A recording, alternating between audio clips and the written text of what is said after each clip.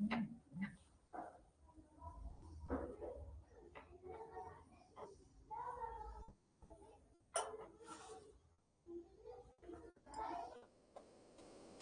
Everyone, आप सभी का स्वागत है आपकी अपनी फैमिली पावर ऑफ एजुकेशन पे। आई होप आप सब अच्छे होंगे, बेहतर होंगे। जैसा कि आपको पता ही है, हम सोशियोलॉजी का मॉडल पेपर 5th कर रहे हैं, तो जिसमें हमारे शॉर्ट क्वेश्चन स्टार्ट कर रखे थे हमने।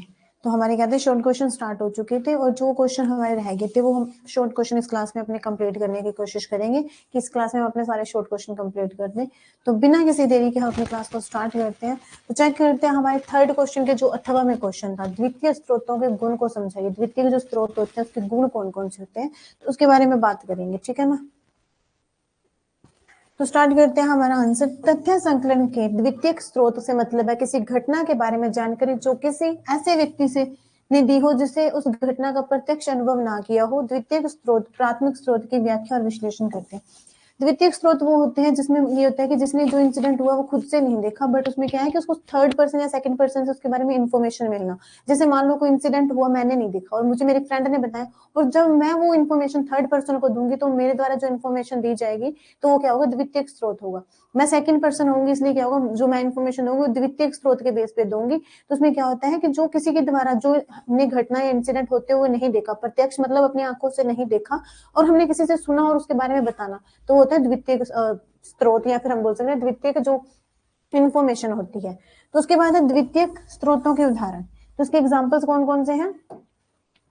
पुस्तक, पाठ्य पुस्तक, विद्वानों की समीक्षा, समीक्षा लेख हो गए, संपादित कार्य हो गए, लेख, विश्वकोश, ग्रंथ सूची, पुस्तिका।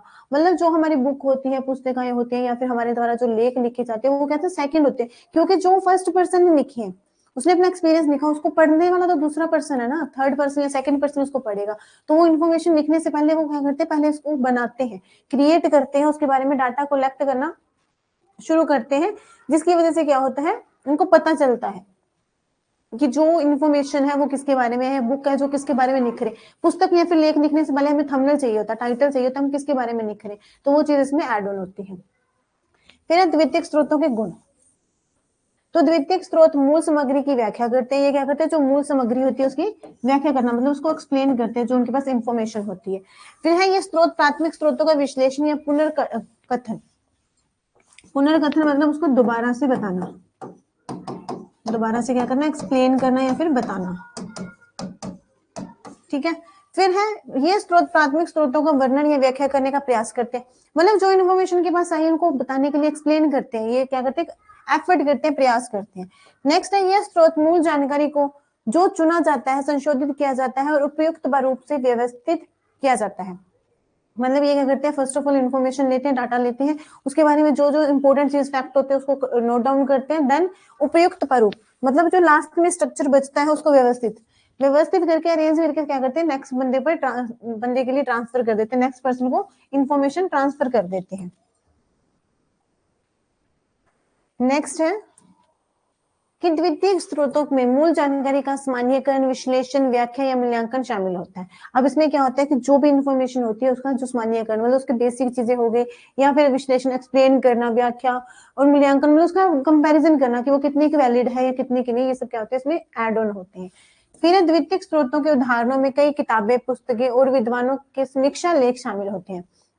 एग्जाम्पल्स में क्या होता है, कोई बुक राइट की है, बुक होगी, पाठ्य पुस्तक जो हमारी पुस्तकें हम खुद के द्वारा, या फिर नोटबुक्स होती है, रफ नोटबुक्स होती है, वो होती है ना जो हम लिखते हैं, वो हो गई। या फिर विद्वानों की समीक्षा लेख, जो विद्वान होते हैं, बड़े बड़े लेखक होते हैं, वो क्या करते हैं, कोई लेख लिखते हैं, किसी के ऊपर पत्र लिखते हैं, लेखक क्या करते हैं, कोई लेख लिखते हैं किसी टॉपिक के ऊपर, ठीक है ना। फिर है सबसे अच्छे माध्यमिक स्रोत वे हैं जो सबसे हाल ही में प्रकाशित हुए हैं। हाल ही में मतलब अभी अभी, एट अ प्रेजेंट, अभी अभी मतलब at a present, at a present time में जो पब्लिश्ड हुए हैं वो कौन से होते हैं, हमारे माध्यमिक स्रोत होते हैं, ठीक है। नेक्स्ट देखेंगे,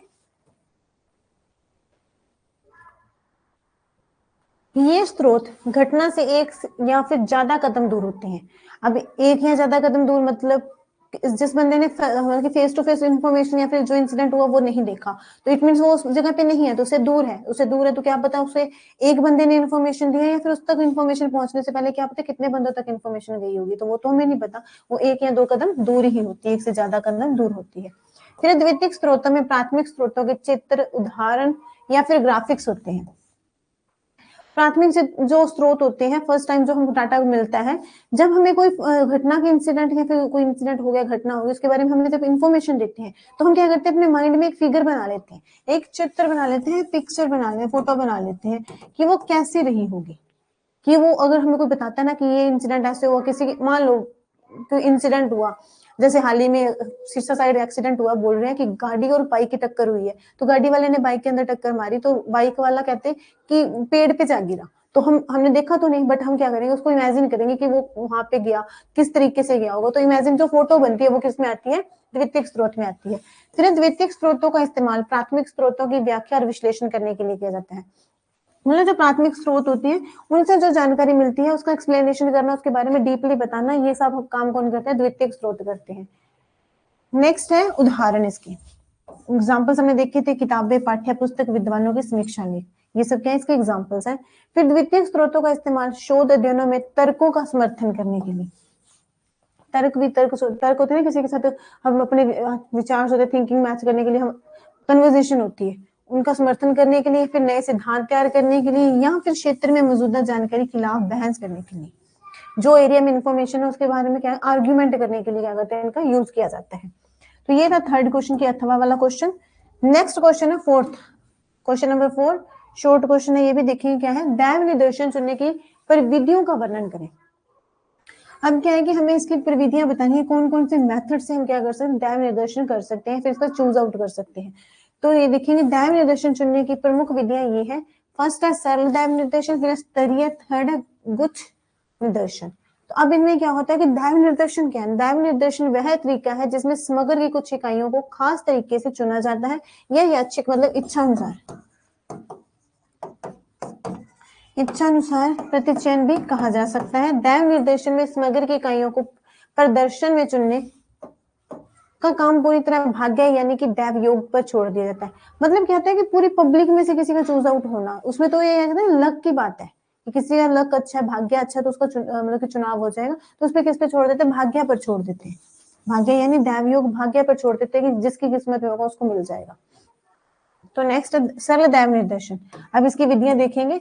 फर्स्ट है सरल दैव निर्देशन, तो इसमें क्या बताया गया हमें, सरल दैव निर्देशन विधि का एक प्रकार है, इसमें समग्र की हर इकाई को प्रदर्शन में शामिल होने का समान अवसर मिलता है, इसे यादृच्छिक प्रतिचयन भी कहते हैं। मतलब पूरी जो समग्र मतलब सभी जनता को एक साथ एक जैसा अधिकार मिलना, अवसर मिलने कि वो क्या कर सकते हैं कि उनको अवसर मिलेंगे कि वो निर्देशन विधि में मतलब कि वो उनका चुनाव होने के लिए, ये नहीं, इसमें ये नहीं होता कि जो उच्च वर्गीय है या फिर जो अमीर बंदे हैं उनका चयन होगा, इसमें सभी को एक जैसे अधिकार होते हैं, किसी के साथ कोई पार्शियलिटी नहीं होती, तो सभी को क्या करते हैं, एक समान अवसर मिलते हैं। यादृच्छिक मतलब इच्छा अनुसार, इच्छा के अनुसार जो प्रतिचयन होता है, ठीक है। तो फिर इसके पॉइंट्स में देखेंगे, फर्स्ट पॉइंट है जो सरल मतलब कि सिंपल लैंग्वेज में हम बोलेंगे जो किसी के साथ एक जैसा बिहेव करते हैं, या फिर हम बोलेंगे किसी के साथ किसी तरीके का कोई पार्शियलिटी नहीं होती, सभी को एक जैसे अधिकार होते हैं, सभी के लिए एक जैसे रूल्स होते हैं, एक जैसे रेगुलेशन होते हैं, कि सभी के लिए सब कुछ समान है, कोई अमीर गरीब नहीं, कोई मतलब कि कास्ट के बेस पे किसी के साथ कोई पार्शियलिटी नहीं होती, ठीक है ना।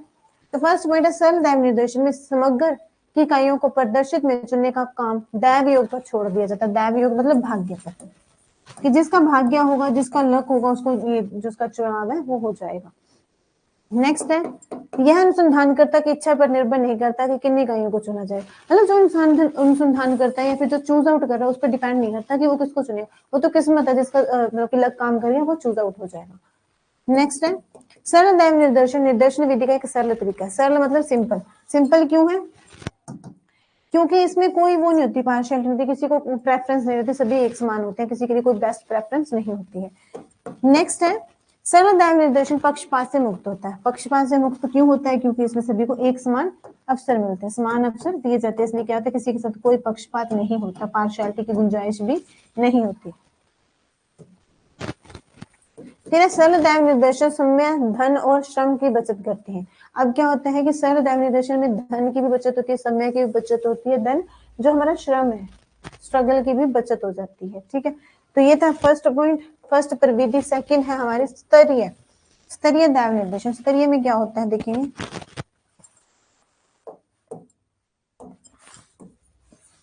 स्तरीय दैव निर्देशन निर्देशन विधि का एक तरीका है जिसमें किसी जनसंख्या को कई स्तरों में बांटा जाता है। स्तरीय मतलब लेवल, लेवल के अकॉर्डिंग क्या करना, सभी को कैटेगरीज में बांट देना, डिवाइड कर देना, कि कैटेगरी के बेस पे उनको डिवाइड किया जाता है। कि फिर ये हर स्तर से, मतलब जब इनको डिवाइड कर दिया लेवल टू लेवल, तो उसके बाद होता है कि फिर हर स्तर से सरल दैव निर्देशन के जरिए इकाइयों का चयन किया जाता है। पहले इनको क्या करते हैं, स्तर के लेवल पे डिवाइड कर देते, देन उसके बाद जो इकाइयां होती है हर स्तर पर सरल जो विधि होती है उसके बेस पे क्या होता है, चयन किया जाता है, चुनाव किया जाता है। इस तरह कई स्तरों से चुनी गई इकाइयों को मिलाकर पूरे निर्देशन का निर्माण होता है। और हर यूनिट होती है, अलग अलग यूनिटों से जो चुनाव होता है उसको मिलाकर क्या बनता है, पूर्ण निर्देशन का निर्माण होता है। तो इसके पॉइंट्स देखेंगे। स्तरीय दैव निर्देशन में जनसंख्या को सजातीय श्रेणियों या फिर वर्गों में बांटा जाता है। मतलब क्या करते हैं, इनको श्रेणियों में आगे सब पार्ट्स में या फिर ग्रुप्स में क्या कर देते हैं, डिवाइड कर देते हैं, कि इनको आगे स्मॉल स्मॉल ग्रुप्स बना के उनमें डिवाइड किया जाता है। तो फिर नेक्स्ट है, स्तरों को तय करने के लिए एक या ज्यादा मानदंडों का इस्तेमाल किया जाता है। जब हम इसको क्या करते हैं, लेवल्स के ऊपर डिवाइड करते हैं, उनको सेपरेट सेपरेट पार्ट्स में डिवाइड करते हैं, तब क्या करते हैं, एक या एक से ज्यादा जो मानदंड होते हैं उनका यूज किया जाता है, कि मेथड्स यूज किए थे। कई बार एक मेथड से सर जाता है, कई बार एक से ज्यादा मेथड्स भी यूज करने पड़ते हैं। नेक्स्ट है, स्तरीय दैव निर्देशन में हर स्तर से सरल दैव निर्देशन के जरिए इकाइयों का चयन किया जाता है। हर लेवल पर क्या होता है, जो सिंपल दैव निर्देशन विधि होती है उसकी हेल्प से क्या करते हैं, इनका चुनाव किया जाता है। फिर नेक्स्ट एंड लास्ट इस पॉइंट का, स्तरीय दैव निर्देशन का इस्तेमाल तब किया जाता है जब जनसंख्या में समानता कम और भिन्नता ज्यादा हो। स्तरीय क्या मतलब है कि जब जनसंख्या में समानता कम होने, मतलब कि समानता मतलब वो एक जैसे उनके जो गुण है वो कम हो, उसमें भिन्नता मतलब डिफरेंस ज्यादा हो, उस समय पे क्या करते हैं, उनको लेवल्स पर डिवाइड करके जो स्तरीय दैव निर्देशन विधि होती है उसका यूज करते हैं। एंड थर्ड जो उसकी प्रविधि है वो है गुच्छ निर्देशन। थर्ड में क्या है, गुच्छ निर्देशन में कि यह समूह निर्देशन विधि किसी समूह या गुच्छ में से एक या एक से ज्यादा नमूने चुनने की एक प्रविधि है। मतलब क्या होता है कि कोई एक गुच्छ या फिर बोल सकते हैं ग्रुप या फिर समूह, जिसमें क्या होता है एक या एक से ज्यादा नमूने चुनेगा। एक से ज्यादा जो एक मतलब कि एक तो होता है कि एक बंदे का चुनाव होना, एक से ज्यादा बंदों का जब चुनाव होता है तो वो ग्रुप में से चुनाव करते हैं। गुच्छ मतलब जो एक ग्रुप होता है, ग्रुप में से अगर ना एक से ज्यादा नमूने या फिर लोगों का चुनाव होना। यह विधि वस्तुओं की गुणवत्ता या फिर किस्म की जांच करने के लिए इस्तेमाल होती है। इसमें क्या होता है कि ये देखा जाता है कि वस्तु की गुणवत्ता, उसमें गुण क्या है वस्तु में, और जो किस्म है वो किस किस्म की है, कि वो किस तरीके की है, जो वस्तु है उसका गुण क्या है, उसकी किस्म क्या है, इन सब जांचने के लिए क्या करते हैं, गुच्छ जो निर्देशन प्रणाली उसका यूज करते हैं। तो पॉइंट देखेंगे, यह विधि मिश्रित या तांत्रिक दैव निर्देशन विधि पर आधारित होती है। तो जो हमारा गुच्छ निर्देशन होता है वो किस पे डिपेंड होता है, मिश्रित और तवरितित, तवरितित जो दैव निर्देशन होता है उस पर डिपेंड करता है। तो नेक्स्ट है, इसमें समूहों में वर्गीकृत करने के हर समूह का एक नमूना होता है। नमूना किस तरीके का चुना जाता है कि जो समूह होते हैं उनका वर्गीकरण, उसको डिवाइड करना, कि सेपरेट पार्ट्स में डिवाइड करना, लेवल के अकॉर्डिंग डिवाइड करना। तो उसमें क्या होता है, हर एक समूह का एक नमूना चुना जाता है, कि हर एक ग्रुप में से एक एक कैंडिडेट या फिर नमूना जो होता है वो चूज आउट किया जाता है। एंड इस क्वेश्चन का लास्ट पॉइंट है, यह विधि आय जांचने, दवाइयों, बिस्किट, टॉफी वगैरह की जांच करने में इस्तेमाल की जाती है। जो गुच्छ निर्देशन की विधि होती है वो क्या करती है, आय जांचने के लिए जो मेडिसिन होती है, बिस्किट्स हो गए हमारे, कैंडी होगी, इन सभी की जो जांच करने के लिए क्या करते हैं, उनका यूज करते हैं, इस प्रविधि का यूज किया जाता है। नेक्स्ट इसके अथवा में क्वेश्चन है, साक्षात्कार के प्रकारों का वर्णन कीजिए, कि साक्षात्कार के जो प्रकार है वो कितने प्रकार के हैं। तो वो देखेंगे हमारे प्रकार, पहले हमें सिर्फ इसके नेम बताएंगे, देन उसको एक्सप्लेन किया गया है। तो उसके प्रकार है, व्यक्तिगत साक्षात्कार, फोन साक्षात्कार, आभासी साक्षात्कार, पैनल साक्षात्कार, अनौपचारिक साक्षात्कार, संरचित साक्षात्कार, अर्ध संरचित साक्षात्कार, असंरचित साक्षात्कार, फोकस साक्षात्कार एंड स्ट्रेस साक्षात्कार। तो इसके प्रकार कितने हैं, 10 प्रकार बताएंगे हैं। तो हम इसको देखेंगे कौन कौन से हैं। फर्स्ट है व्यक्तिगत साक्षात्कार। तो व्यक्तिगत साक्षात्कार में क्या होता है, वे आमतौर पर कार्यस्थल पर आयोजित किए जाते हैं और साक्षात्कारकर्ता को अपने आप अनुभव और कौशल के बारे में अधिक जानने का अवसर देते हैं। मतलब ये क्या होता है कि फेस टू फेस कन्वर्सेशन होती है, जिसके बेस पे क्या होता है, जिस बंदे का इंटरव्यू हो रहा है उसके बारे में जानकर इन्फॉर्मेशन पता करने का पता चलता है कि वो किस लेवल पे है, उसका अनुभव, उनको अनुभव होता है और कौशल उनके बारे में जानकारी मिलने का क्या होता है, अधिक प्रयास होता है, जानने का अवसर मिल जाता है जब वो आमने सामने बैठ के कन्वर्सेशन करते हैं। तो यह आज आंकलन करते हैं कि क्या आप उस नौकरी के लिए उपयुक्त है जिसके लिए आपने आवेदन दिया, और उनसे क्वेश्चन आंसर, मतलब साक्षात्कार में इस बेस पे जो क्वेश्चन आंसर होते हैं उस पर उनको पता चलता है कि जिसका हम इंटरव्यू ले रहे हैं कि वो जिस पोस्ट के लिए इंटरव्यू देने आया है उसके लिए, मतलब उसकी उसमें गुण है या नहीं। तो वो सब क्या होता है, इसमें पता चल जाता है, किसमें, व्यक्तिगत साक्षात्कार में। फिर नेक्स्ट है फोन साक्षात्कार। तो फोन साक्षात्कार में क्या है, फोन साक्षात्कार कंपनियां उम्मीदवारों की स्क्रीनिंग के लिए आयोजित करती है। यह साक्षात्कार फोन या इंटरनेट ऑडियो सेवा के जरिए आयोजित किया जाता है। मतलब ये क्या होता है कि ऑडियो रिकॉर्डिंग होती है, ऑडियो कॉल पे हम क्या करते हैं, जो हम ऑडियो सेवा, मतलब जिसमें हम विदाउट वीडियो कॉल, जैसे ऑडियो कॉल करते हैं, सिर्फ कन्वर्सेशन होती है, हम फेस टू फेस नहीं देख पाते, तो उसके लिए क्या होता है, ये प्रेफरेंस देते हैं, उसको प्रेफर करते हैं। यह साक्षात्कार प्रक्रिया का पहला चरण है। ये क्या होता है, फर्स्ट स्टेप होता है किसका, इंटरव्यू का। फोन साक्षात्कार के जरिए यह पता लगाया जाता है कि उम्मीदवार नौकरी के लिए उपयुक्त है या नहीं, और फोन के बेस पे हमें पता चलता है कि जो कैंडिडेट इंफॉर्मेशन दे रहा है या फिर जो आंसर दे रहा है वो जॉब के लिए वैलिड है या नहीं, उसके पास वो गुण है या नहीं जो जॉब के लिए हमें चाहिए। ठीक है, तो नेक्स्ट देखेंगे, इसके पॉइंट्स बताए गए हैं कि कौन कौन से स्टेप हमें यूज करने होते हैं। तो फर्स्ट स्टेप, फोन साक्षात्कार व्यक्तिगत साक्षात्कार की तरह ही आयोजित होता है। फोन साक्षात्कार भी कैसा होता है, जैसे फेस टू फेस कन्वर्सेशन होती है, बट इसमें ये क्या होता है कि फोन पे जो बात होती है, व्यक्तिगत में होता है फेस टू फेस, इसमें फोन पे क्या होता है कि फोन में से क्या है, जो इंटरव्यू ले रहा है वो बंदा क्वेश्चन पूछेगा, देन इंटरव्यू देने वाला बंदा क्या करेगा, उसको रिप्लाई करेगा। तो वहां तो वही होती है कन्वर्सेशन, बस उसमें क्या होता है, फोन पे होती है, उसमें फेस टू फेस होती है। सेकेंड है, फोन साक्षात्कार में साक्षात्कारकर्ता को उम्मीदवार की बातें सुननी होती है। अब क्या होता है कि जो उम्मीदवार होता है उसकी जो बातें होती है, जो बोल रहा है, उसको किसको सुनना पड़ता है, साक्षात्कार को सुनना ही पड़ता है। ठीक है, वो सुनेगा फिर ही पता चलेगा वो कहना क्या चाहता है। नेक्स्ट है, फोन साक्षात्कार में उम्मीदवार को यह बताना होता है कि वह नौकरी क्यों चाहता है और वह कंपनी में क्यों काम करना चाहता है। जब इंटरव्यू होता है तो सबसे पहले उससे पूछा जाता है कि वो नौकरी क्यों कर रहा है, अगर उसको जॉब चाहिए तो क्यों चाहिए, अगर जॉब मिल गई तो उसको कंपनी के लिए क्यों काम करना है। तो अपनी जो प्रेफरेंस होती है, जो उसकी रिक्वायरमेंट्स होती है, उसको बतानी होती है।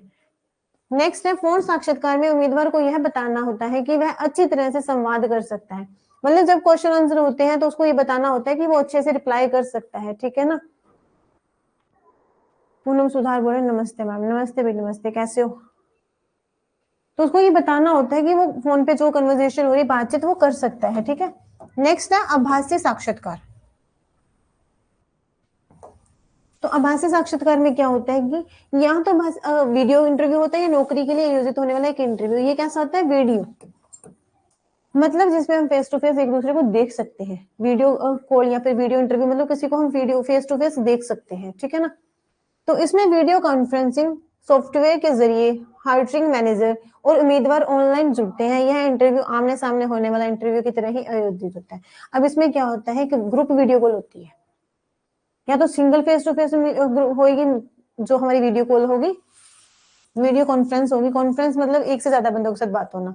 तो कहते हैं एक मीटिंग होती है, जैसे हम कह सकते हैं कि एप्लीकेशन पे किसी पे करते हैं, जूम एप्लीकेशन पे हो गया, या फिर किसी पे क्या करता है कि एक से ज्यादा बंदों को एक साथ ऐड ऑन करना। तो जो वो कन्वर्सेशन होती है वो हमारे किस में आती है, आभासी इंटरव्यू में आती है, साक्षात्कार में आती है।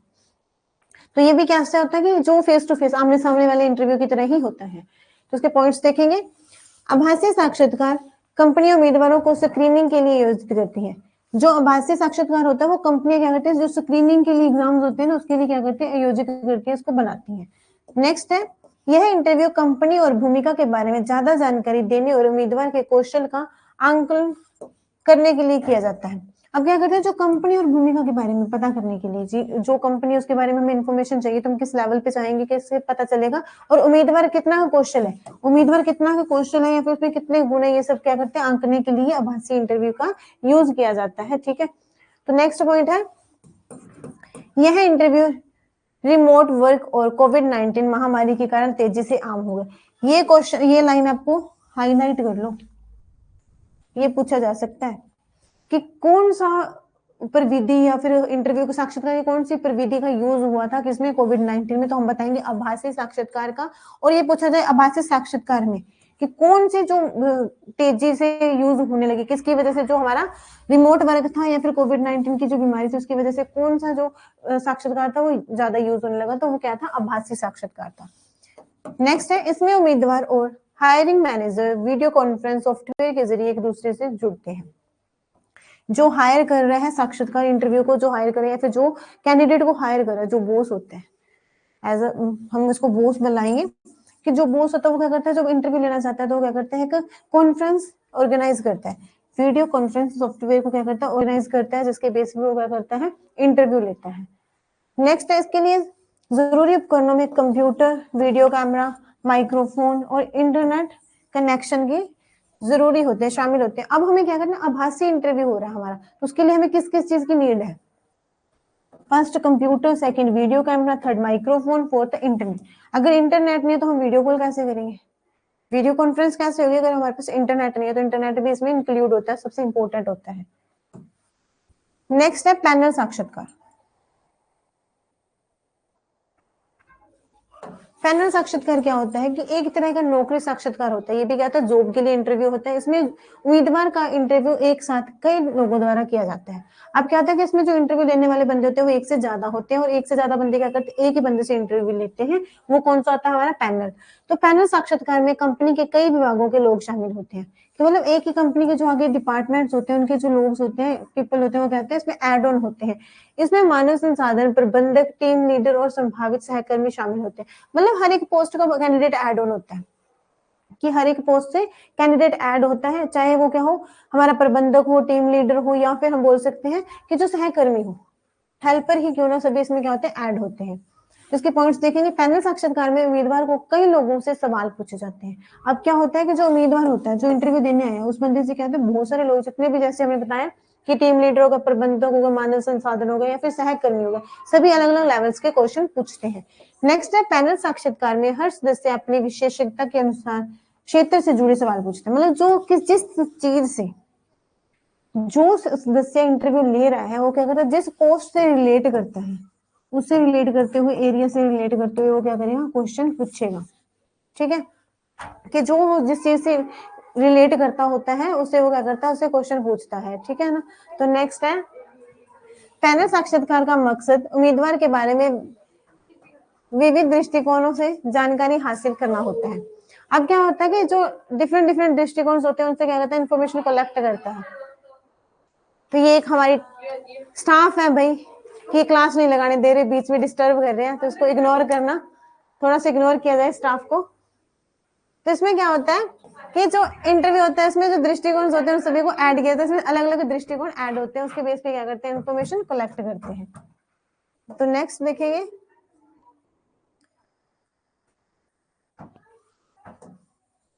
पैनल साक्षात्कार कई उद्योगों में आम है, जैसे कि उच्च शिक्षा, स्वास्थ्य देखभाल और सरकार और कॉर्पोरेटिंग जगत। मतलब इसका हर एक फील्ड में अलग अलग यूज होता है, चाहे वो उच्च शिक्षा मतलब हायर एजुकेशन होगी हमारी कॉलेज लेवल की, स्वास्थ्य देखभाल हेल्थ से रिलेट करता है, जो भी हमारी देखभाल होती है, देन गवर्नमेंट से हो गया, और कॉर्पोरेटिंग जगत, इन सभी से क्या होता है, इनका रिलेशन आम है। नेक्स्ट एंड फिफ्थ पॉइंट है हमारा इसका, अनौपचारिक साक्षात्कार। अनौपचारिक साक्षात्कार क्या होता है कि नौकरी के उम्मीदवार और संभावित नियोक्ता के बीच एक अनौपचारिक मुलाकात होती है। मतलब जो इंटरव्यू देने आया है या फिर जो जॉब के लिए इंटरव्यू ले रहा हूँ, दोनों के बीच की जो बातचीत होती है, कन्वर्सेशन होती है, वो कैसे होती है, अनौपचारिक होती है। तो यह साक्षात्कार पारंपरिक कार्यालय के माहौल के बाहर होता है। मतलब क्या होता है कि इसमें कोई फिक्स एरिया नहीं होता, कि कोई जहाँ पे हमें जॉब करनी है वहां का एरिया नहीं होता, कोई ऑफिस में बैठ के कन्वर्सेशन नहीं होती। तो ये कैसे होती है, खुले सवाल और संवाद होते हैं। मतलब इसमें जो संवाद होते हैं वो खुले होते हैं, मतलब उनकी कन्वर्सेशन होती है, जो क्वेश्चन होते हैं ओपनली पूछे जाते हैं। इसमें कोई मतलब कि जॉब से रिलेट करता है वो बर्डन नहीं होती इन पे, कि ओपनली जो क्वेश्चन पूछे जाते हैं, रैंडमली क्वेश्चन होते हैं, एंड देन बिना किसी बर्डन के जो ये करते हैं, अपनी कन्वर्सेशन को कंटिन्यू रखते हैं। इसका फर्स्ट पॉइंट देखेंगे, अनौपचारिक साक्षात्कार में उम्मीदवार और नियोक्ता के बीच बातचीत खुले अंत वाली होती है। खुले अंत मतलब जिसमें क्या होता है कि वो ओपनली खुलकर, बिना किसी बर्डन के, बिना किसी दबाव के, वो अपने बीच में जो कन्वर्सेशन होती है उसको कंटिन्यू रखते हैं। नेक्स्ट है, इसमें उम्मीदवार अपने व्यक्तित्व को ज्यादा दिखा सकता है। मतलब अपनी पर्सनैलिटी, जो बंदा इंटरव्यू देने आया है वो अपनी पर्सनैलिटी को ज्यादा दिखा सकता है, अपने बारे में जो भी उसकी विशेषता है या फिर गुण है वो सामने वाले को दिखा सकता है कि मेरे में मैं इस चीज में एक्सपर्ट हूँ, मेरे पास इस चीज का एक्सपीरियंस है, तो वो इजीली बता सकता है इसमें। नेक्स्ट है, अनौपचारिक साक्षात्कार में उम्मीदवार को अपनी प्राकृतिक विशेषता और संचार शैली के बारे में दिखाने का मौका मिलता है। मतलब उसको जो उसका नेचुरली जो उसमें गुण है, जो उसके गुण है, बेसिकली गुण है, उन सभी को कहता है वो बता सकता है, दिखा सकता है किसको, जो इंटरव्यू ले रहा है। नेक्स्ट है, अनौपचारिक साक्षात्कार में उम्मीदवार को यह बताने का मौका मिलता है कि वह कंपनी का क्या मूल्य है और कौशल ला सकता है, और उसमें क्या क्वेश्चन ला सकता है। मतलब कि उसमें इतनी गुण है कि वो कंपनी, जो कंपनी में वो काम करने के लिए इंटरव्यू दे रहा है उसको क्या कर सकता है, टॉप लेवल पर लेके जा सकता है। वो खुद को दिखाता है कि मैं इतना की काबिल हूँ कि जिस फील्ड में या फिर जिस कंपनी में मैं जॉब करूंगा उसको टॉप पे ही लेके जाऊंगा, नीचे नहीं आने दूंगा। नेक्स्ट है, अनौपचारिक साक्षात्कार में उम्मीदवार को यह बताने का मौका मिलता है कि वह कंपनी में शामिल होने के में रुचि रखता है या नहीं। अब मेन चीज ये है कि जो इंटरव्यू देने आया होता है बंदा, वो ये चीज भी दिखाता है, बताता है या फिर दिखाता है कि वो जिस जॉब में या फिर जिस कंपनी के लिए इंटरव्यू देने आया है वो उसमें इंटरेस्टेड है या नहीं। ये बताने का भी उसको मौका मिलता है कि वो बता सकता है कि वो जिस जॉब के लिए इंटरव्यू देने आया है उसमें एक्सपर्ट, मतलब कि इंटरेस्टेड है या नहीं। अगर इंटरेस्टेड है तभी इंटरव्यू देने आया होगा, ठीक है ना। तो नेक्स्ट देखेंगे संरचित साक्षात्कार।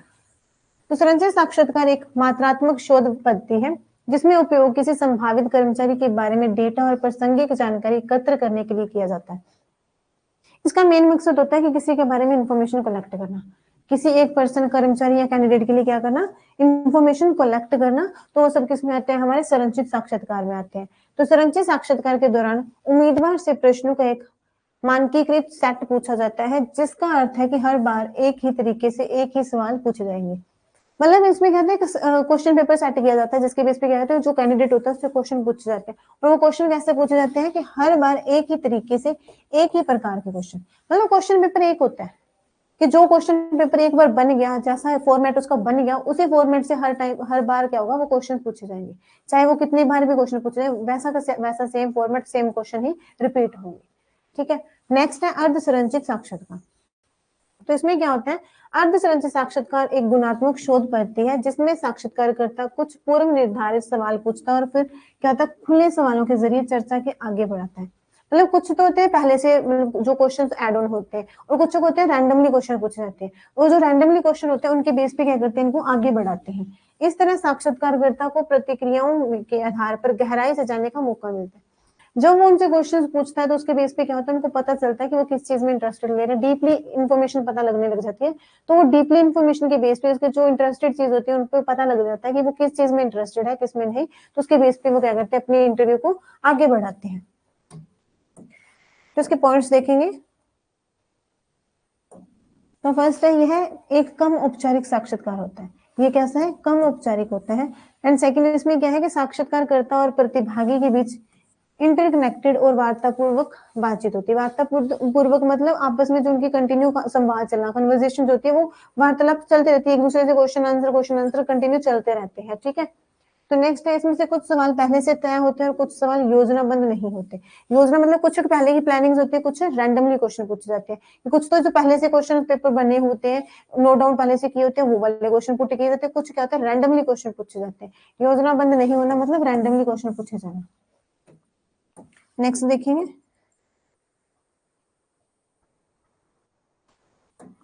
नेक्स्ट है, यह साक्षात्कारकर्ता को प्रतिभागी मतलब जो कैंडिडेट होता है उसके दृष्टिकोण और अनुभवों के बारे में ज्यादा जानकारी हासिल करने में मदद करता है।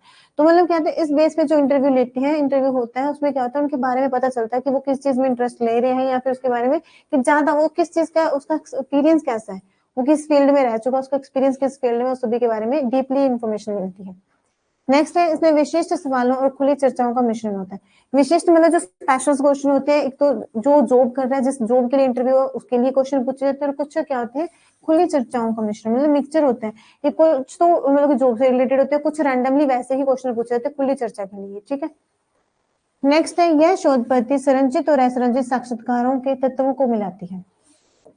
अब जो हमारी ये संरचना होती है या फिर ये पद्धति मेथड्स है, वो क्या करते हैं, संरचित और अर्ध संरचित जो साक्षात्कार होते हैं, इंटरव्यू होते हैं, उनके फैक्ट को, उनके तत्वों को क्या करती है, मिलाती है, ठीक है। नेक्स्ट है अर्ध संरचित साक्षात्कार। तो अर्धसंरचित में क्या होता है कि अर्धसंरचित साक्षात्कार एक तरह का साक्षात्कार होता है जिसमें पहले से तय प्रश्नों की सूची नहीं होती। मतलब इसमें रैंडमली ही क्वेश्चन पूछे जाते हैं पहले से क्वेश्चन पेपर, या फिर हम कहते हैं क्वेश्चन का सीरीज नहीं बनाई जाती, रैंडमली क्वेश्चन पूछे जाते हैं। किसमें? असंरचित जो साक्षात्कार होता है, मतलब क्वेश्चन पहले से कुछ नहीं बनाया जाता, जस्ट जिस टाइम पे इंटरव्यू होता है उसी टाइम पे क्वेश्चन पूछे जाते हैं। इसमें क्या होता है कि इसमें जो साक्षात्कारकर्ता होता है कि साक्षात्कारकर्ता उम्मीदवार के सवालों के आधार पर आगे के सवाल पूछता है। असंरचित साक्षात्कार मानव संसाधन और भर्ती के क्षेत्र में इस्तेमाल किया जाता है। मतलब जो फर्स्ट क्वेश्चन पूछा गया उसका जो आंसर बताएगा जो इंटरव्यू देने आ रहा है बंदा या फिर जो कैंडिडेट है, कि उसके आंसर के बेस पे क्या होगा, जो इंटरव्यू लेने वाला बंदा है उसके बेस पे ही नेक्स्ट क्वेश्चन पूछेगा, कि उसको पता चलेगा कि किस तरीके से इसको आंसर आते हैं, उसके लेवल का ही क्वेश्चन पूछा जाता है। उसके पॉइंट्स देखेंगे। असंरचित साक्षात्कार में प्रश्नों की कोई पूर्व निर्धारित सूची नहीं होती, मतलब पहले से कोई क्वेश्चन का एक पेपर क्रिएट नहीं किया जाता, इसमें रैंडमली ही क्वेश्चन पुट किए जाते हैं। नेक्स्ट है इसमें साक्षात्कारकर्ता खुले सवालों से बातचीत शुरू करता है, मतलब ओपनली क्वेश्चन होते हैं, रैंडमली और ओपनली क्वेश्चन पूछे जाते हैं, कोई पहले से डिसाइड नहीं होता कि किस क्वेश्चन से स्टार्ट किया जाएगा किससे नहीं, इसमें रैंडमली क्वेश्चन पूछे जाते हैं। नेक्स्ट है इसमें साक्षात्कारकर्ता उम्मीदवार के जवाबों के आधार पर आगे के सवाल पूछता है, कि मतलब जिस क्वेश्चन का मतलब फर्स्ट क्वेश्चन का जो आंसर आया उसके बेस पर ही क्या होगा, नेक्स्ट क्वेश्चन का मतलब नेक्स्ट क्वेश्चन पूछा जाएगा कि इसको कितना का आता है, वो किस लेवल पे आंसर दे रहा है, उसका लेवल चेक करके क्या होगा क्वेश्चन पूछे जाते हैं। नेक्स्ट है असंरचित साक्षात्कार में बातचीत संभाविक रूप से आगे बढ़ती है। संभाविक मतलब बेसिक, कोई बर्डन नहीं होती, नॉर्मल जैसे बातें करते हैं उस बेस पे क्या होता है, इनका कन्वर्सेशन होती है, तो उसमें बेस पे क्या होता है, इंटरव्यू आगे बढ़ता है। नेक्स्ट है असंरचित साक्षात्कार में उम्मीदवार के व्यक्तित्व, अनुभव और क्वेश्चन के बारे में गहन इंफॉर्मेशन जानकारी मिलती है, मतलब उसका बिहेवियर कैसा है, उसका एक्सपीरियंस किस चीज में, वो किस चीज में इंटरेस्टेड है, इन सभी के बेस पे क्या होता है, ये कन्वर्सेशन के बारे में क्या होता है, उनको डीपली इंफॉर्मेशन मिलती है। नेक्स्ट है असंरचित साक्षात्कार अधिक लचीले होते हैं, तो इनकी प्रकृति कैसी होती है, अधिक लचीले होते हैं। तो 1 मार्क्स में क्वेश्चन पूछा जा सकता है कि असंरचित जो साक्षात्कार होते हैं उसकी प्रकृति कैसी होती है, तो अधिक लचीले होते हैं। नेक्स्ट है असंरचित साक्षात्कार अधिक खुले और व्यक्तिगत होते हैं, तो ये कैसे होते हैं, ओपनली इसमें क्वेश्चन पूछे जाते हैं और किसी व्यक्तिगत मतलब किसी बिहेवियर के बेस पर ये क्वेश्चन पूछे जाते हैं। नेक्स्ट है फोकस समूह साक्षात्कार। तो फोकस समूह में क्या होता है कि फोकस समूह साक्षात्कार गुणात्मक शोध की एक प्रविधि है, मेथड है, इसमें किसी खास विषय पर चर्चा करने के लिए एक छोटा समूह को इकट्ठा किया जाता है। अब क्या कहते हैं, किसी स्पेशल सब्जेक्ट के लिए, किसी सब्जेक्ट के लिए क्या करते हैं कि एक स्मॉल ग्रुप को कलेक्ट करते हैं, इकट्ठा करते हैं, जिसमें क्या होता है कि ये चर्चा करते हैं, प्रतिभागी अपने विचार, राय, अनुभव साझा करते हैं, कि इस जो ग्रुप बनाया जाता है उसमें जो कैंडिडेट होता है, प्रतिभागी होते हैं, वो क्या करते हैं अपनी थिंकिंग, जो अपने थॉट्स होते हैं या फिर उनके जो सजेशन होते हैं, एक्सपीरियंस सभी को क्या करते हैं, साझा करते हैं, मतलब एक दूसरे को बताते हैं। फोकस समूह साक्षात्कार से किसी विषय पर लोगों के दृष्टिकोण का पता चलता है कि वो किस विषय पर कैसे सोचते हैं, दृष्टिकोण मतलब विचार, उनका क्या विचार है, किस सब्जेक्ट पे इसके बारे में क्या होता है, पता चलता है। किसके बेस पे, फोकस समूह साक्षात्कार के बेस पे पता चलता है कि किस बंदे का किस सब्जेक्ट के बारे में क्या थिंकिंग है, क्या सोचता है, उसकी क्या दृष्टिकोण है, कि वो उस सब्जेक्ट को किस लेवल पर रख के सोचता है। ठीक है, तो इसके पॉइंट देखेंगे। फर्स्ट पॉइंट है फोकस समूह साक्षात्कार डेटा संग्रहण का एक तरीका है। अब क्या होता है कि फोकस समूह में हम डेटा इन्फॉर्मेशन को संग्रहण मतलब इकट्ठा करने का एक तरीका है, एक मेथड है, इसमें हम क्या कर सकते हैं, इन्फॉर्मेशन कलेक्ट कर सकते हैं। सेकंड है इसमें प्रतिभागी सामूहिक रूप से सवालों के जवाब देता है या एक दूसरे की मौजूदगी में चर्चा करते हैं, मतलब एक दूसरे से पूछे जाने वाले सवालों के जवाब दिए जाते हैं, या फिर क्या होता है जो मौजूदगी होती है एक दूसरे की मौजूदगी में, मतलब एक दूसरे के प्रेजेंट में रह के क्या करते हैं, चर्चा करते हैं, बातचीत करते हैं। नेक्स्ट है फोकस समूह साक्षात्कार में प्रतिभागियों का चयन उनकी जनसांख्यिकीय विशेषताओं के आधार पर किया जाता है, मतलब जनसंख्या के आधार पर जो उनकी विशेषता होती है उनको फोकस पे रख के, या फिर हम बोल सकते हैं उनको आधार बेस बनाकर क्या करते हैं, इनका चयन किया जाता है जो कैंडिडेट्स होते हैं। ठीक है, नेक्स्ट है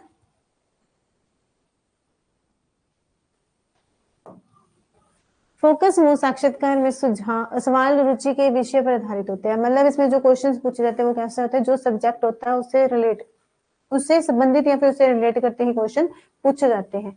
नेक्स्ट है स्ट्रेस इंटरव्यू। तो स्ट्रेस इंटरव्यू या फिर तनाव साक्षात्कार, नौकरी पाने के लिए किए जाने वाला एक तरह का साक्षात्कार होता है। इसमें उम्मीदवार को तनावपूर्ण स्थिति में रखा जाता है ताकि यह पता चल सके कि वह दबाव में कैसा प्रदर्शन करता है। इस तरह के साक्षात्कार में उम्मीदवार को असहज करने वाले जो सवाल होते हैं वो पूछे जाते हैं। मतलब स्ट्रेस लेवल, मतलब किसी की जॉब के लिए हम इंटरव्यू देने जाते हैं, हमें पहले से टेंशन होती है कि पता नहीं मेरे को जॉब मिलेगी कि नहीं मिलेगी, ऊपर से जो इंटरव्यू लिया जाता है उसमें क्वेश्चन, मतलब उसमें ऐसा माहौल क्रिएट कर दिया जाता है कि जो कैंडिडेट आया है उसको डरा देते हैं कि तेरे साथ पता नहीं कैसा इंटरव्यू होगा, तेरा पता नहीं तेरे को जॉब मिलेगी कि नहीं। उसको स्ट्रेस में रख के जो इंटरव्यू होता है, देखा जाता है कि ये बंदा स्ट्रेस में रहकर कैसा बिहेव करता है, कि कैसे अपना जो कि अपने आप को रिप्रेजेंट कर पाता है, खुद को अपने बारे में कैसे रिप्रेजेंट करता है। तो उसको स्ट्रेस में रख के देखते हैं कि वो कैसा मतलब खुद को दिखा पाता है, कि वो अच्छे से क्वेश्चन के आंसर दे पाता है कि नहीं, वो डर जाएगा कि नहीं, वो सब चीज चेक की जाती है। कितना साक्षात्कार के जरिए नियोक्ता यह जानना चाहता है कि उम्मीदवार तनावपूर्ण स्थितियों में कैसा काम करता है। यह साक्षात्कार उन पदों के लिए किया जाता है जिनमें तनाव में अच्छा प्रदर्शन करने की जरूरत होती है, जैसे कि बिक्री, ग्राहक सेवा या फिर प्रबंधक भूमिका। मतलब किसी चीज को बेचने की, कि नियुक्त मतलब जो नियुक्त करने वाला होता है, इंटरव्यू लेने वाला बंदा होता है, वो ये चेक करता है कि अगर हम इनको स्ट्रेस में रखेंगे, तनाव में रखेंगे, उस समय ये अपना काम कैसे करेंगे, ये किस तरीके से, किस लहजे से अपना काम करेंगे। तो ये चेक करने के लिए करते हैं। और ये ज्यादातर किस चीज के लिए होता है, बिक्री करने के लिए, ग्राहक सेवा, मतलब जो शॉप पे काम करते हैं उनके लिए ऐसे तरीके का इंटरव्यू होता है कि वो कस्टमर को कैसे हायर कर सकते हैं, कैसे हैंडल कर सकते हैं। ठीक है, तो नेक्स्ट क्वेश्चन है हमारा, सुविधा अनुसार जो निदर्शन प्रणाली से आप क्या समझते हैं और उनके गुणों को समझाइए। कि जो हमारा निदर्शन प्रणाली है वो कैसी है, उसके जो गुण है उसके बारे में बात करेंगे। तो सुविधा अनुसार निदर्शन प्रणाली यानी यादृच्छिक प्रतिचयन, प्रतिचयन मतलब खुद से चुने जाने, प्रतिचयन मतलब खुद से चुनने के लिए अपनी इच्छा से, मतलब भाग्य पे डिपेंडेंट होता है कि किसकी किस्मत में चुनाव है किसकी नहीं। वही चीज है कि शोधकर्ता अपनी सुविधा से निदर्शन का चयन करता है। इस प्रणाली में शोधकर्ता उन लोगों या नमूनों का अध्ययन करता है जो उसे आसानी से मिल जाए। मतलब इस विधि का यूज कब करते हैं कि जिस चीज का हमें आसानी से मिलना, कि किसी चीज को इजीली पाने के लिए हम क्या करते हैं, जो हमारी सुविधा अनुसार निदर्शन प्रणाली है उसका हम यूज करते हैं। अब इसके गुण देखेंगे।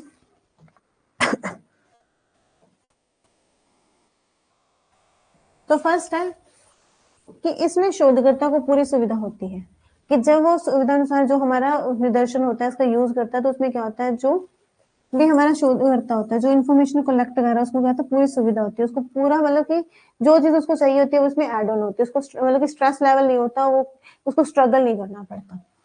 सेकंड है, इसमें शोधकर्ता का निर्णय महत्वपूर्ण होता है, कि मतलब जो निर्णय शोधकर्ता लेगा वो कैसा होगा, इंपॉर्टेंट होगा, महत्वपूर्ण होगा। थर्ड है, इसमें शोधकर्ता अपनी सुविधा के मुताबिक निर्देशन का चयन कर सकता है, कि जो शोधकर्ता है या फिर जो कैंडिडेट को चूज आउट कर रहा है वो अपनी सुविधा मतलब उसको जो चीज अच्छी लगती है उसके हिसाब से क्या कर सकता है, वो निर्देशन कर सकता है, चयन कर सकता है, कि किसी बंदे को चुन सकता है जिससे उसको मतलब उसको सुविधा होगी, वो अपने हित के लिए या फिर अपनी सुविधा के बेस पर किसी का भी चुनाव कर सकता है। फोर्थ है, इसमें शोधकर्ता को समय और धन की बचत होती है, कि जो हमारे साधारण सुविधा अनुसार जो निर्देशन प्रणाली है, मतलब कि उसमें क्या होता है, हमारे पास समय और धन दोनों की बचत हो जाती है। फिफ्थ है, इसमें गहन अध्ययन किया जाता है, मतलब इसके लिए क्या होता है, डीपली डीपली क्या होता है, इन्फॉर्मेशन कलेक्ट की जाती है। नेक्स्ट है, इसमें वैज्ञानिकता का समावेश होता है, मतलब साइंटिफिक मेथड्स का भी यूज किया जाता है। सेवंथ पॉइंट है, इसमें प्रणाली में शोधकर्ता को ज्यादा सुविधा मिलती है, कि जो शोधकर्ता है जो किसी के बारे में इंफॉर्मेशन कलेक्ट कर रहा है, जो डाटा कलेक्ट कर रहा है, उसको क्या होता है, ज्यादा सुविधाएं प्रोवाइड करवाई जाती है।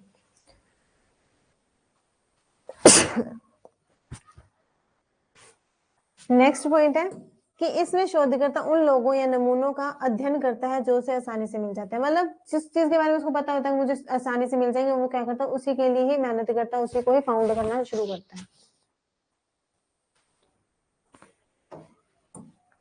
नेक्स्ट है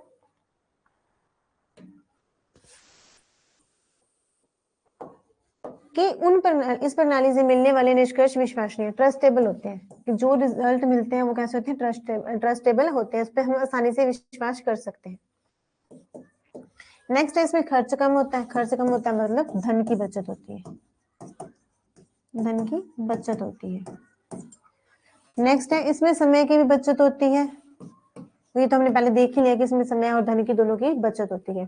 इसमें गहन अध्ययन किया जाता है, मतलब डीपली किसी जिस टॉपिक पे या फिर जिसका चयन कर रहे हैं उसके लिए कहता है डीपली इंफॉर्मेशन कलेक्ट करते हैं। तो लास्ट इसका पॉइंट था कि यह एक वैज्ञानिक पद्धति है, मतलब साइंटिफिक मेथड्स इसमें यूज किए जाते हैं, साइंटिफिक मेथड्स का इसमें इस्तेमाल होता है।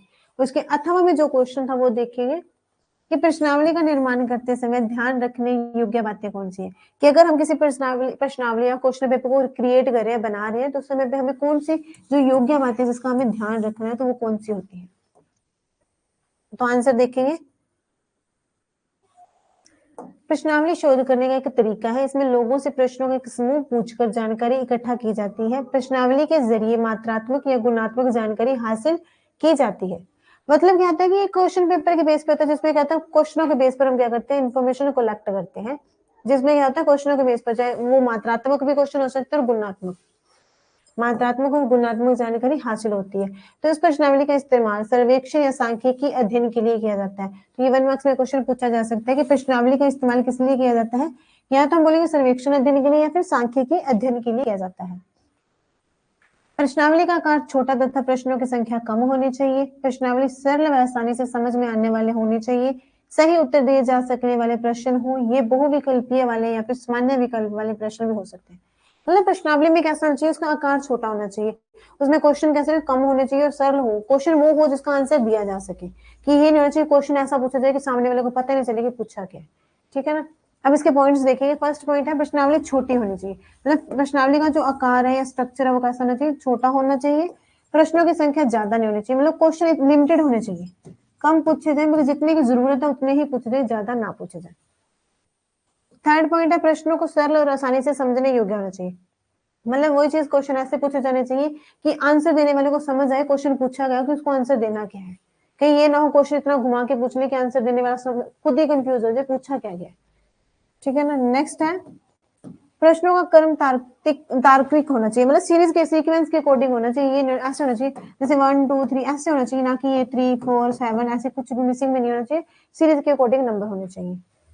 नेक्स्ट है प्रश्नों का चुनाव इस तरह से करना चाहिए कि इच्छित जानकारी मिल सके, मतलब क्वेश्चन वैसे पूछे जाने चाहिए जिस लेवल की हमें इन्फॉर्मेशन चाहिए, जिस लेवल की हमें इन्फॉर्मेशन चाहिए उस लेवल के ही क्वेश्चन पूछे जाने चाहिए। नेक्स्ट है प्रश्नों में पूर्व ग्रहण नहीं होना चाहिए, मतलब क्वेश्चन पहले से नहीं पूछे, मतलब कि पूर्व ग्रहण ना हो, कि जो क्वेश्चन है वो रैंडमली हो, जिस चीज के लिए हमें इन्फॉर्मेशन चाहिए सिर्फ उतने ही क्वेश्चन होने चाहिए। नेक्स्ट है प्रश्नों का उत्तर हाँ या ना में ही होना चाहिए अगर संभव हो, मतलब क्वेश्चन ऐसे पूछे जाने चाहिए जिसका आंसर हम यस और नो में ही बता सके अगर पॉसिबल है तो। कई कंडीशन आती है ऐसी होती है कि हर जगह पॉसिबल नहीं होता कि शॉर्ट में क्वेश्चन पूछे जाए, बट जहां तक पॉसिबल हो वहां तक यस और नो में ही क्वेश्चन पूछे जाने चाहिए। नेक्स्ट है प्रश्नों की शब्दावली स्पष्ट होनी चाहिए, मतलब जो वर्डिंग होगी क्वेश्चन की, जो वर्डिंग होगी वो कैसे होनी चाहिए, क्लियर होनी चाहिए, स्पष्ट होनी चाहिए, आसानी से पता चल जाए। नेक्स्ट है प्रश्न में दिए गए निर्देशन स्पष्ट और पूर्ण होने चाहिए, मतलब जो निर्देशन दिए जा रहे हैं फिर जो क्वेश्चन पूछा जा रहा है वो कंप्लीट होना चाहिए, उसकी सेंस कंप्लीट बननी चाहिए, या फिर हम बोल सकते हैं कि जो उसका वर्डिंग है वो कैसे होनी चाहिए, क्लियर होनी चाहिए, स्पष्ट होनी चाहिए। प्रश्नों का निर्माण वैचारिक ढांचे के आधार पर होना चाहिए, वैचारिक मतलब जैसे हम विचार कर सकते हैं हमारी थिंकिंग के अकॉर्डिंग या फिर हमारी वर्डिंग के अकॉर्डिंग, या फिर हम बोलेंगे कि जैसे हमारे विचार है उसके बेस पर जो स्ट्रक्चर है वो कैसा होना चाहिए, इसका क्वेश्चन का होना चाहिए। लास्ट पॉइंट है इस क्वेश्चन का प्रश्नों की जांच प्रासंगिक और स्पष्टता के लिए करनी चाहिए, मतलब जो हमारे क्वेश्चन होते हैं उसकी जो जांच होती है वो स्पष्ट क्लियरिटी देखने के लिए और प्रासंगिक मतलब वो क्वेश्चन किस बेस पे है, कैसे लेवल के, उन सबको चेक करने के लिए होना चाहिए। नेक्स्ट और 6th क्वेश्चन है हमारा 6 नंबर क्वेश्चन, अवलोकन प्रणाली की विशेषताएं लिखें। अवलोकन प्रणाली की विशेषता बताने से पहले हम बताएंगे अवलोकन प्रणाली का अर्थ, हमें पता होना चाहिए अवलोकन प्रणाली होती क्या है। किसी व्यक्ति ने चीज को ध्यान से देखा या समझा, अवलोकन प्रणाली का मतलब किसी चीज को पहले हम देखेंगे, अच्छे से देखना, फिर उसको एनालाइज करना, समझना। कि अवलोकन प्राकृतिक विज्ञान में सूचना प्राप्त करने या समझने का एक प्राथमिक तरीका है, कि ये क्या होता है नेचुरली जो हमारे साइंस है, नेचुरली साइंस में क्या होता है इन्फॉर्मेशन को प्राप्त करना, कलेक्ट करना या फिर उसको एनालाइज, उसको समझने के लिए जो मेथड्स होता है वो क्या है, ये फर्स्ट तरीका है, फर्स्ट मेथड है कि जो हमारी प्राकृतिक विज्ञान की विधियां होती हैं, या फिर हम बोल सकते हैं जो हम इसमें क्या करते हैं सूचना कलेक्ट, इन्फॉर्मेशन कलेक्ट करते हैं या फिर उसको इन्फॉर्मेशन को समझने का प्राथमिक स्रोत है। ठीक है। अब इसकी परिभाषा देखेंगे। गुडे के अनुसार विज्ञान अवलोकन से प्रारंभ होता है और उसे अंतिम वैधता देने के लिए भी आवश्यकता रूप से अवलोकन पर ही वापस आना पड़ता है। मतलब क्या है कि जो हमारा अवलोकन है उसके लिए हम अगर किसी क्वेश्चन को स्टार्ट करते हैं वो अवलोकन से स्टार्ट होता है, देन उसका एंडिंग पॉइंट भी क्या होता है, अवलोकन ही होता है। सेकंड इंफॉर्मेशन है सी ए मोजर के अनुसार सुंदर ढंग से अवलोकन को वैज्ञानिक जांच पड़ताल की शास्त्रीय पद्धति कहा जाता है। कि अगर हम किसी को अच्छे वे में स्ट्रक्चर किसी का अच्छा से रख रहे हैं, सुंदर ढंग से किसी को व्यवस्थित कर रहे हैं, कि अवलोकन को वैज्ञानिक जो जांच है कि साइंटिफिक इंफॉर्मेशन कलेक्ट करने के लिए हम क्या करें, इसका यूज कर रहे हैं, तो उसको हम क्या बोलेंगे, कौन सी मेथड बोलेंगे, शास्त्रीय पद्धति बोलेंगे। कौन सी पद्धति बोलेंगे, शास्त्रीय। तो अब हम बताएंगे अवलोकन प्रणाली की विशेषताएं, कि अवलोकन प्रणाली की विशेषताएं कौन कौन सी है। व्यवस्थित, विशिष्ट, वस्तुनिष्ठ, मात्रात्मक, दृश्य डेटा संग्रहण पर केंद्रित होना, स्पष्ट उद्देश्य होना और अवलोकन को तुरंत रिकॉर्ड करना शामिल है। अब क्या कि अवलोकन प्रणाली की जो विशेषता है उन सभी में ये चीजें कि चाहे वो व्यवस्थित हो, विशिष्ट हो, मात्रा स्पष्ट उद्देश्य के लिए हो, इन सभी को क्या किया जाता है, इंक्लूड किया जाता है, एड ऑन किया जाता है किसमें, कि अवलोकन प्रणाली की विशेषता में। इसके पॉइंट्स देखेंगे। फर्स्ट पॉइंट है अवलोकन प्रणाली में शोधकर्ता किसी घटना या घटनाओं को देखता है और उनका विश्लेषण करता है। कि शोधकर्ता जो सर्च कर रहा है वो पहले इंसिडेंट जो हो चुका उसको देखेगा, उसके बारे में एनालाइज करेगा कि क्या क्या चीज हुई, उसके बाद क्या करता है, उसको विश्लेषण मतलब उसको एक्सप्लेनेशन करता है, उसको बताता है थर्ड पर्सन को। सेकंड है अवलोकन प्रणाली में शोधकर्ता लोगों या स्थानों में होने वाले बदलावों को नोट करता है। कि जिस जगह पे या फिर जिन लोगों के बीच में जो जो चेंजेस हो रही है उसको नोट डाउन कौन करता है, हमारा शोधकर्ता। शोधकर्ता क्या करता है, उन सब चीजों को नोट डाउन करता है कि किस बंदे में या फिर किस स्थान पर क्या चेंज हुआ है। थर्ड पॉइंट है अवलोकन प्रणाली में शोधकर्ता अपने विषयों के व्यवहार को देखता है कि वो किस सब्जेक्ट, उसका सब्जेक्ट क्या है, उसका बिहेवियर क्या, सब्जेक्ट के प्रति उन सभी को क्या करता है, नोट डाउन करता है या फिर एनालाइज करता है। नेक्स्ट पॉइंट है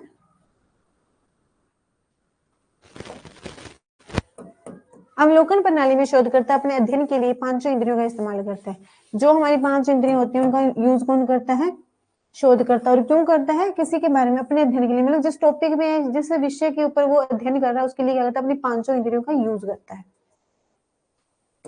नेक्स्ट है अवलोकन प्रणाली में शोधकर्ता नैतिक तटस्थता बनाए रखता है। नैतिक मतलब जो तटस्थता होती है नैतिक, वो क्या करता है कि उसको एक स्ट्रक्चर में, कि उसको एक वे में लेके चलता है कि उसमें कोई फेरबदल ना हो, समझने वाले को समझ आ जाए, उसको भी इंफॉर्मेशन कलेक्ट करने में दिक्कत ना हो। ठीक है। नेक्स्ट है अवलोकन प्रणाली में शोधकर्ता लचीले रवैया बनाए रखता है, कि जो उसका बिहेवियर होता है, व्यवहार होता है, वो कैसा होता है, लचीला होता है। वो लचीले व्यवहार को प्रेफरेंस देता है, फिर लचीला व्यवहार बना के रखता है।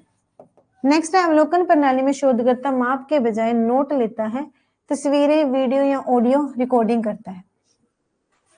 कि वो किसी चीज का माप नहीं करता, माप की जगह क्या नोट करना, चाहे वो क्या करे, किसी को पिक्चर की फोटो क्लिक करके उसको रिकॉर्ड कर ले, वीडियो बना ले या फिर ऑडियो रिकॉर्डिंग करके क्या करे, उसको नोट डाउन कर ले। किसी चीज को नोट करता है, उस चीज को लिखता नहीं है या फिर मापता नहीं है कि उसकी क्या गुण है क्या नहीं, उसको रिकॉर्ड करता है, चाहे वो फोटो खींच कर रिकॉर्ड कर ले, वीडियो बना ले या फिर ऑडियो रिकॉर्डिंग कर ले। ठीक है। नेक्स्ट है अवलोकन स्वाभाविक रूप से होने वाली घटनाओं का अध्ययन होता है। स्वाभाविक मतलब जो रैंडमली होती है, कि जिसका किसी को पता नहीं होता कि कोई घटना होने वाली है, जो भगवान की मर्जी से इंसिडेंट होते हैं वो क्या होते हैं, हमारे संभाविक होते हैं। तो उनका अध्ययन क्या किया जाता है, जो हमारे अवलोकन में करते हैं। अवलोकन में क्या होता है, जो भी संभाविक रूप से घटनाएं होती है उनका अध्ययन किया जाता है, इंफॉर्मेशन कलेक्ट की जाती है। नेक्स्ट है अवलोकन करता घटनाओं के घटित होने के समय ही मौजूद होता है। कि जो अवलोकन करता होता है, अवलोकन करता कौन होता है, कि जिसके सामने जो इंसिडेंट हुआ है, कि जिसके सामने जो इंसिडेंट हुआ है, जिसने अपनी आंखों से इंसिडेंट या फिर घटना को होते हुए देखा है, तो वो क्या होता है, हमारा अवलोकन करता होता है। नेक्स्ट है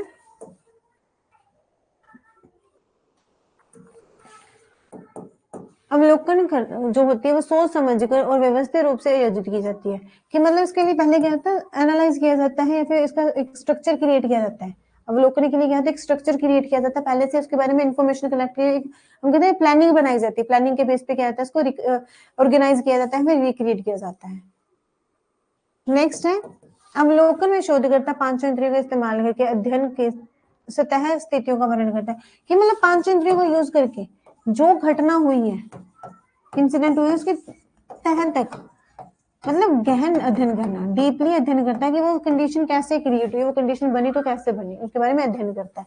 नेक्स्ट है अवलोकन वस्तुनिष्ठ होता है। अवलोकन कैसा होता है, हमारा वस्तुनिष्ठ, वस्तु पर आधारित। वस्तु पर आधारित होता है।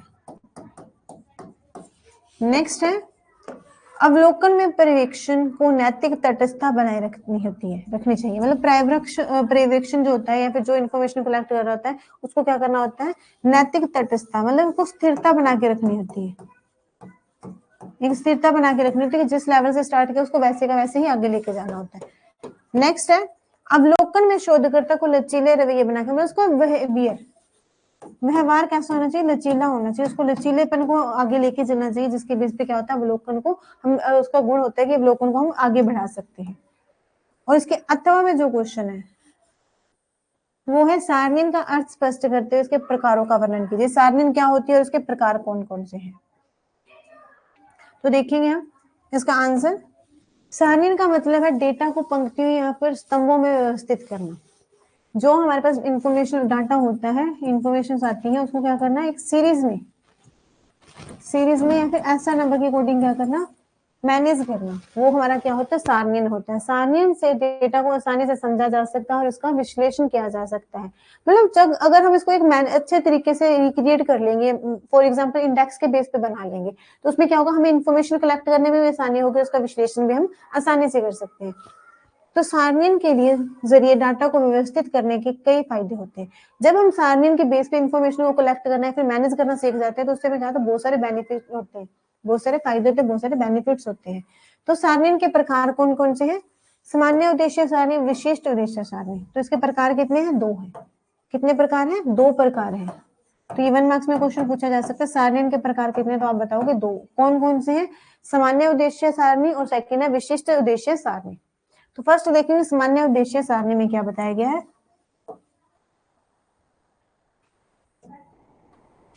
सामान्य उद्देश्य सारणी आंकड़ों का एक भंडार होता है जिसमें बहुत सारी इंफॉर्मेशन होती है, बहुत सारे आंकड़े होते हैं, तथ्य होते हैं कि यह बड़े आकार की होती है और इसमें काफी आंकड़े होते हैं। मतलब इसका आकार बहुत ज्यादा बड़ा होता है। बड़ा होने की वजह से क्या होता है, इसमें आंकड़े भी काफी ज्यादा ऐड ऑन होते हैं। इसमें आंकड़े भी क्या होते हैं, बहुत ज्यादा होते हैं। भारत सरकार और उसके विभाग सामान्य उद्देश्य सारणियां पेश करते हैं कि जो हमारी इंडियन गवर्नमेंट है या फिर उसके जो डिपार्टमेंट्स है वो सभी क्या करते हैं, जो सामान्य उद्देश्य की जो सारणी होती है उसका क्या करते हैं, इंक्लूड करते हैं, पेश करते हैं, उसको रिप्रेजेंट करते हैं। सारणियन का मतलब है सांख्यिकी आंकड़ों को व्यवस्थित तरीके से पेश करना। सारणियन का मीनिंग क्या है, जो हमारे सांख्यिकी आंकड़े होते हैं, संख्या के आधार पर जो आंकड़े होते हैं उनको क्या करना, व्यवस्थित तरीके से, कि उनको एक अच्छे तरीके से मैनेज करके रिप्रेजेंट करना, पेश करना।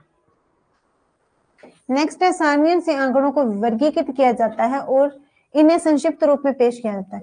वर्गीकृत करना मतलब बांटना, इनको क्या किया जाता है, बांटा जाता है। संक्षिप्त मतलब छोटे रूप में। पहले इनको क्या करते हैं, इनका जो आंकड़े होते हैं उनको आगे सब पार्ट्स में डिवाइड कर लेते हैं, बांट लेते हैं, उसके बाद क्या करते हैं, इनको संक्षिप्त छोटे रूप में पेश कर देते हैं कि जितना हमें कंटेंट चाहिए टू द पॉइंट उतना ही बताया जाता है। नेक्स्ट है सारणियन से आंकड़ों का विश्लेषण किया जा सकता है और इसमें निष्कर्ष निकाले जा सकते हैं। जो सारणियन से हमें आंकड़े मिलते हैं उसकी जब हम विश्लेषण करते हैं, व्याख्या करते हैं, व्याख्या कर सकते हैं। व्याख्या करने से के बाद हमें क्या होता है, उसका रिजल्ट मिलता है, निष्कर्ष निकाल सकते हैं कि हम एक्सप्लेन करके हमें पता चल जाता है कि इसका मीनिंग क्या है, इसका टू द पॉइंट ये कहना क्या चाहता है, तो हम निष्कर्ष निकाल सकते हैं। नेक्स्ट है सारणियन से समय, धन और जगह की बचत होती है। समय, धन और जगह की बचत क्यों होती है, क्योंकि अगर हम एक ही पेज पे इंडेक्स बना लें, एक ही पेज पे हम इंडेक्स बना लें तो उससे क्या होगा, हमें इजीली पता चल जाएगा कौन सी चीज कौन सी पेज नंबर पर है, कहाँ से लेके किस जगह पे है। और उसमें पेज, एक ही पेज पर अगर हम ऐड ऑन करेंगे तो पेज की बचत होगी, धन भी बचेगा क्योंकि हमें बार बार इन्वेस्ट भी करना पड़ेगा, एक ही बार बना लेंगे। और जो हमारा समय वो भी तो बच ही जाएगा क्योंकि हमें पता चल जाएगा कि हमें देखना है एमसीक्यू क्वेश्चन, यहाँ पे पेज नंबर दिया 1 2 3, तो 1 2 3 के पेज के अंदर अंदर क्या हमारे एमसीक्यू क्वेश्चन है, तो हमें आसानी से पता चल जाता है। नेक्स्ट है सारणियन 2 तरीके की होती है, सरल सारणियन और जटिल सारणियन। अब सारणियन कितने प्रकार की होती है, 2 तरीके की, एक तो सरल होती है, दूसरा जटिल, मतलब आसान और दुविधाजनक। फिर है सारणी का इस्तेमाल संचार, अनुसंधान और आंकड़ा विश्लेषण में किया जाता है। कि जो सारणी होती है उसका यूज किस किन चीजों में होता है, संचार में होता है, अनुसंधान में होता है और आंकड़ा विश्लेषण में। इन सभी में क्या किया जाता है, हमारी सारणी का यूज किया जाता है, इस्तेमाल किया जाता है। नेक्स्ट है विशिष्ट सारणी। विशिष्ट उद्देश्य सारणी में क्या होता है कि विशिष्ट उद्देश्य सारणी किसी खास उद्देश्य को पूरा करने के लिए तैयार की जाती है। मतलब स्पेशल एम के लिए, जो हमारे लिए होता है ना कि एक तो होता है नॉर्मल सभी के लिए एक जैसा उद्देश्य, एक स्पेशल उद्देश्य के लिए, किसी स्पेशल प्लानिंग के लिए जो हम बनाते हैं, स्ट्रक्चर तैयार करते हैं। यह सारणी सामान्य सारणी से छोटी होती है, इसमें संक्षिप्त या विश्लेषण सारणी भी कह सकते हैं। अब इसका जो आकार होता है वो कैसा होता है, सरल सारणी से छोटा होता है। विशिष्ट सारणी का आकार सरल सारणी से छोटा होता है, क्योंकि इसमें क्या होता है, इसको हम संक्षिप्त या फिर विश्लेषण, संक्षिप्त छोटा, विश्लेषण में टू द पॉइंट, जितनी चीजें हैं सिर्फ उतनी ही इसमें ऐड ऑन होती है। इसमें माध्य, प्रतिशत, अनुपात वगैरह का इस्तेमाल होता है। इसमें क्या होता है, मीन, परसेंटेज और जो अनुपात, ये सब चीजें होती है, इसका क्या करते हैं, इंक्लूड करते हैं, फिर इसका यूज करते हैं सब चीजों। इनका स्ट्रक्चर छोटा होता है, क्यों, क्योंकि इसमें सिर्फ जितनी चीज चाहिए, जो खास चीज होती है, खास उद्देश्य होते हैं, उसके लिए जितनी चीज चाहिए उतनी ही इसमें एड ऑन की जाती है, उतनी ही इसमें रखी जाती है। तो विशिष्ट उद्देश्य सारणी किसी खास पहलू को उजागर करने के लिए बनाई जाती है। उजागर करना मतलब किसी के लिए स्पेशल चीज के लिए हमें क्या करना, इन्फॉर्मेशन कलेक्ट करना, टू द पॉइंट बताना, फैक्ट उतने ही बताना कि जितना हमें चाहिए। ठीक है, फिर विशिष्ट उद्देश्य सारणी सामान्य उद्देश्य सारणी से बनती है। अब क्या है कि जो विशिष्ट उद्देश्य सारणी वो किससे बनती है, रिक्रिएट होती है, वो सामान्य उद्देश्य सारणी से ही बनती है। सामान्य में क्या होता है, इसका आकार बड़ा होता है, बट इसमें क्या होता है, इसका आकार छोटा होता है। सामान्य में क्या होता है कि सिर्फ मतलब पहले उसको जो इन्फॉर्मेशन होती है उसको डिवाइड करते हैं, उसके बाद उसको संक्षिप्त में लिखते हैं। बट जो हमारा विशिष्ट होता है उसमें क्या होता है, सिर्फ टू द पॉइंट, जितना फैक्ट हमें चाहिए सिर्फ उतना ही बताया जाता है, एक्स्ट्रा इसमें कुछ भी एड ऑन नहीं होता। फिर विशिष्ट उद्देश्य सारणी में माध्य, प्रतिशत, अनुपात वगैरह का इस्तेमाल होता है, मतलब इसमें परसेंटेज, मीन सभी का यूज होता है, इसमें ऐड किए जाते हैं। अब है विशिष्ट उद्देश्य लिखने का तरीका, कि हम विशिष्ट उद्देश्य कैसे लिख सकते हैं। कि विशिष्ट उद्देश्य तीन सामान्य उद्देश्यों में से किसी एक से शुरू होता है। कि जो हमारा विशिष्ट उद्देश्य होता है वो कैसा होता है, तीन विशेष, जो तीन सामान्य उद्देश्य होते हैं उनमें से किसी एक से ही शुरू हो सकता है। कि विशिष्ट उद्देश्य आपके भाषण के लिए कौन, क्या, कब, कहाँ और क्यों जैसे सवाल के जवाब देते हैं। कि जब हमसे क्वेश्चन पूछा जाता है कौन क्या कर रहा है, या फिर कब हुआ, कहाँ हुआ, क्यों हुआ, कैसे हुआ, इन सभी के जो क्वेश्चन के आंसर होते हैं वो किसमें होते हैं, हमारे विशिष्ट उद्देश्य के भाषण में यूज होते हैं। फिर विशिष्ट उद्देश्य दर्शकों पर केंद्रित होना चाहिए और मापने योग्य होना चाहिए। मतलब जो विशिष्ट उद्देश्य होता है वो किस पे, उसका फोकस किस पे होना चाहिए, दर्शकों पर होना चाहिए। उसका फोकस किस पे होना चाहिए, दर्शकों पर। उसका मापने, मतलब उसको हम माप सके, उसके बारे में हम देख सके, कि हमें पता चल सके इसमें क्या गुण है क्या नहीं, वो सब क्या हो उसमें हम देख सके। मापना मतलब देख पाना, कि उसका कंपैरिजन कर पाए। तो ये हमारे शॉर्ट क्वेश्चन कंप्लीट होते हैं पार्ट बी। इसके बाद हमारे नेक्स्ट क्वेश्चन जो है लॉन्ग क्वेश्चन आता है पार्ट सी में, तो ये हम करेंगे नेक्स्ट क्लास में। अभी के लिए इतना ही, मिलते हैं नेक्स्ट क्लास में। Thank you and have a nice day.